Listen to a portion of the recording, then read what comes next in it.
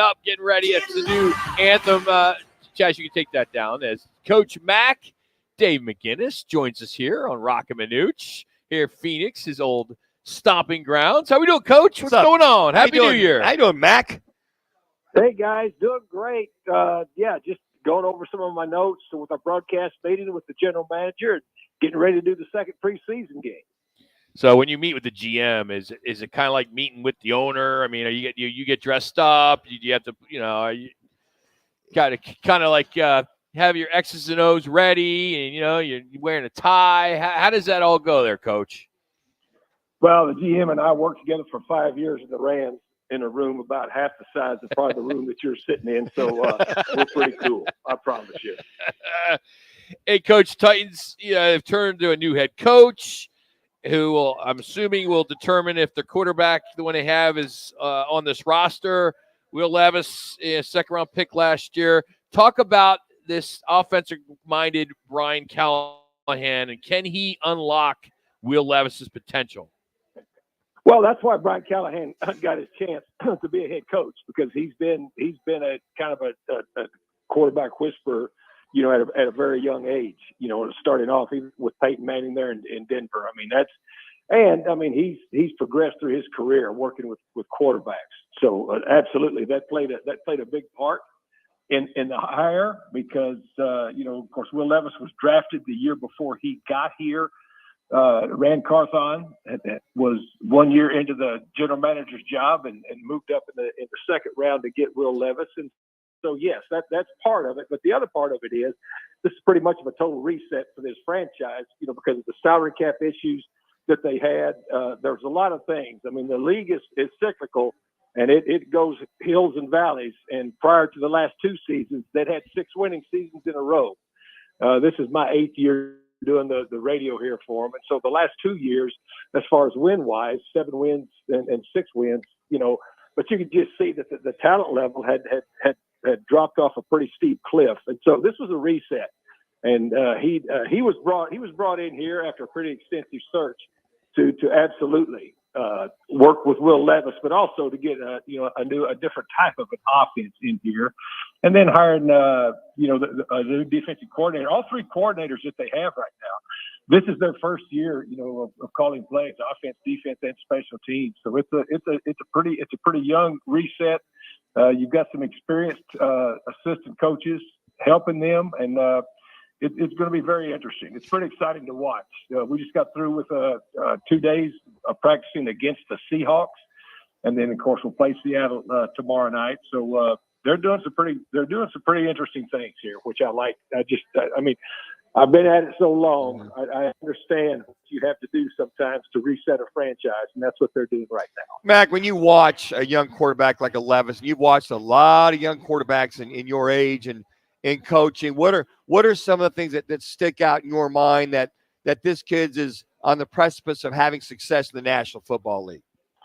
Well, you can't predict that, but I do know that they, any young quarterback that comes into the league, especially from the collegiate game, where you've got all the RPO stuff, you've got a lot of stuff in the shotgun. You're not taking a lot of snaps under center. Sometimes you're not even calling a play in a huddle. You're looking over at the sideline. So that part of it's different. And the other part that is unique is that, guys, a lot of these young quarterbacks that come out, they mechanically, because what do you get? You get 20 hours in the collegiate game right now to work with them during the week, right? And so a lot of things, especially if you've got a big arm young quarterback coming out, well, they'll just depend on that arm, but not the mechanics of what it takes. The first thing they started doing with Will Levis was getting his legs and his throwing motion coordinated with his top half. And about this, Manooch. Yep. That's where your accuracy comes in. Sure. And so those types of things, and just when you say a quarterback's got quiet feet and a quiet lower in the pocket, that's extremely important, because if you're frantic down below, then you're going to have a lot of errant shots coming out, no matter how strong your arm is. So they've worked very, very hard on that.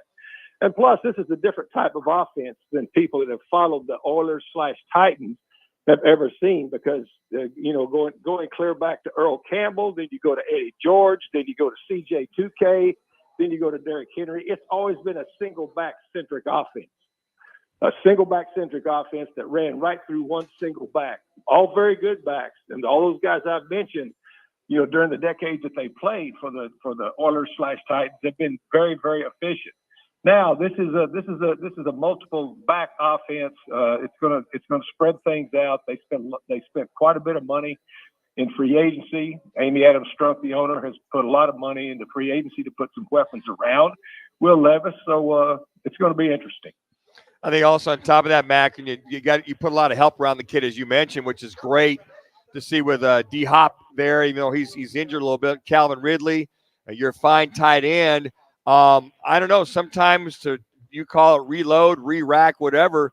The blessing in disguise to utilize those weapons, not rely so much on a Derrick Henry. Yeah, well, I mean, and as I say, it's a different offense. It's a completely different offensive philosophy. They've got two backs. They signed Tony Pollard as a free agent from the Cowboys. Have Tyjae Spears here, who was a really good draft choice last year out of Tulane, a very, very efficient back. But now, of course, you guys know there's 5 eligible on every play in the National Football League offensively. Now they've got 2 backs that they can deploy in there as a single back that can, but on first through third downs, they can split these guys out. They can do a lot of things with them. So you're not just stuck with, you've got one back, you've got a back that you use for passing downs, and you've got a back that you lean on real heavily in the run game. These guys are really multifaceted. They've got really complementary skill sets. And then, of course, it's a chain progression offense. It's the same one that, of course, Brian Callahan was up there with Joe Burrow in Cincinnati. So they're going to spread the ball around. And what they're doing is it's a progression offense now. Just watching it, that on first down, I mean, you throw it for 5 yards, that's a win. You throw it for 4 yards, that's a win. It's a chain progression offense. And then they brought, they got Ridley in here, and of course they've got D Hop, and those guys can take the top off of it when the defense starts getting antsy because they're chewing up chain. So it's going to be fun to watch. Dave McGinnis here, Fox Sports 910 Phoenix with Rock and Manuch. All right, Coach, let's talk about your side of the ball, the defense. They did make some additions, as you mentioned, when it comes to the offseason. What do you like about this defense going in? Well, of course, I've worked on a staff with most of these defensive coaches. Denard Wilson, first-year defensive coordinator. I mean, it was his time in the league. This defense plays well. He won't be here very long. He'll be a head coach somewhere. Frank Bush, who's got an OG of linebacker coaches, has coached linebackers nearly 30 years in this league. I've known Frank and worked with Frank. Tracy Rocker's the defensive line coach. It's a very aggressive, it's a very vertical, aggressive defense. And that's just the way that, Denard Wilson, was coming off the Jeff Fisher, the Buddy Ryan, the Greg Williams. You can go all the way to Todd Bowles. And then, of course, he was at Baltimore last year with Mike McDonald. And so, I mean, it's going to be a very aggressive defense. The front's going to be extremely important. The guy on the edge that we're going to be dependent on for some heat is Harold Landry, who's now 2 years removed from that ACL surgery and had, really picked up at the end of last year as far as being able to put pressure on the quarterback. And then Jeffrey Simmons, who's healthy now, and when healthy, he's a beast on the inside. And then they went out in the second round and drafted Devondre Sweat in the second round out of Texas. And, when I was coaching down there with the Cardinals, and Joe Green was on my staff as a defensive line coach, whenever we'd go travel around the country looking for players pre-draft, going to universities for pre-draft visits, you'd always say, Coach Mack, the reason that we're traveling around is we're looking for bears that walk on 2 legs. And Devondre Sweat is one of those to pair with Jeffrey Simmons. So I'm looking forward to and then they went out and signed two big money free agents. L'Jarius Sneed, probably one of the best press man corners in the league, and then Chido Awuzie from Cincinnati. So they're putting money into positions, and as I said, it's a reset personnel wise, and it's also a reset personality wise for this team. Coach, last one, and thank you for your time today. What is your opinion on the new kickoff rule? I like it. I like it because it just become a formality. I mean, really, for getting big leg guys, kick it out of the back of the end zone, you go to commercial, and then you come back and you line it up on the 25-yard line. And I like it. Now, I know that and I know the guys that were involved in putting it in and talking it through at the combine, because I'm there every year and I talk to those guys. The thing that I think is important to remember is this that you're seeing in the preseason, because I've talked about 7 or 8 special teams coaches around the league. They're not going to show anything that they're going to do.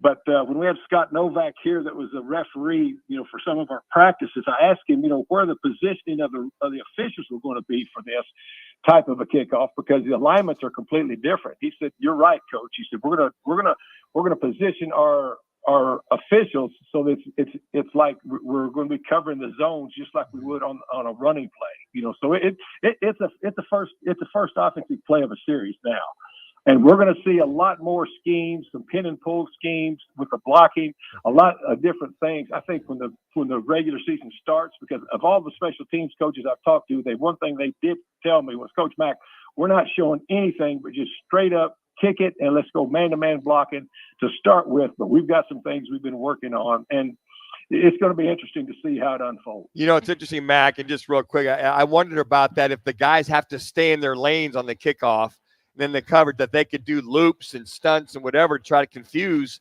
the kickoff coverage. Are you saying that might be a possibility?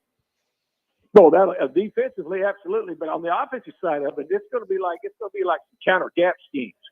And I'm not going to give any particulars of who I talked to, but believe me, I've talked to a lot of them.